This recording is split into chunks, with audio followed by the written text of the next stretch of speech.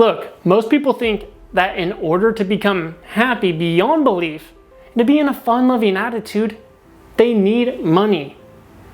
As if the secret to happiness was having all the fancy items, a nice car, a big house, and a healthy bank account. But if that were true, then that would mean that everyone who's rich or successful or had tons of money would be happy. And that would also mean that everyone who is poor would be sad.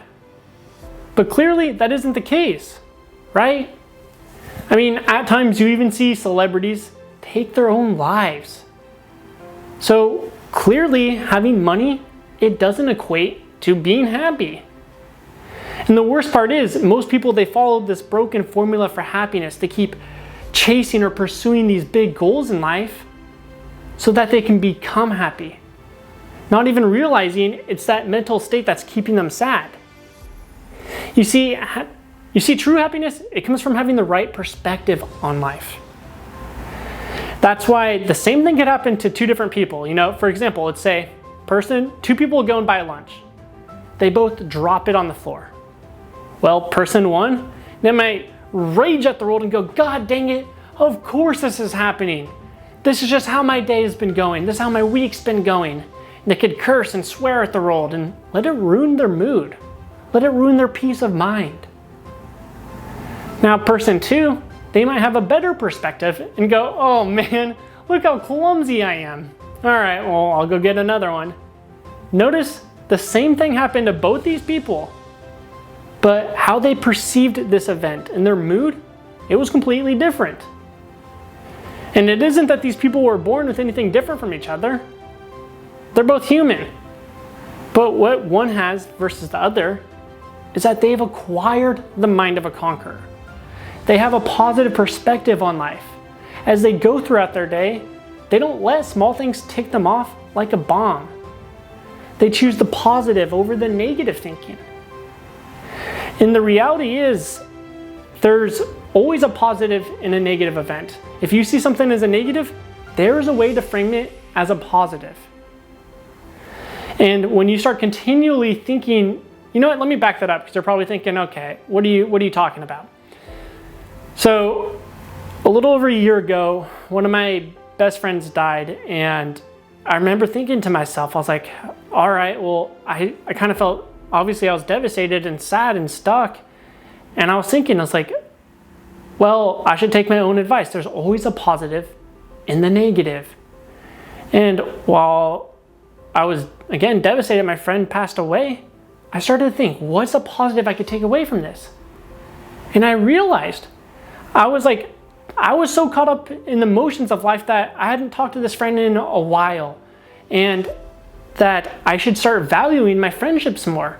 So because of him passing away, I used this as a lesson to reach out to more of my friends, to ask them if they need help with anything, and just to catch up. Now, again, obviously that's an extreme example, but that goes to prove and show you that there's always a positive in an event. I don't care what it is. There is a positive you can take away.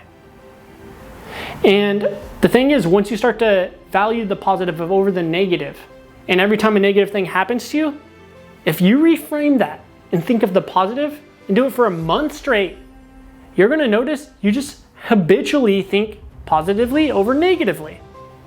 And when that happens, your mood's gonna get elevated. You're simply gonna be in a better mood where you can joke around with the girl you have a crush on, or your friends and family. And because of that, when you have a positive mood and a positive outlook on life, you're gonna notice that your social life grows like a fire that's being lathered in gasoline. Because look, everyone loves to be around happiness and others who radiate happiness.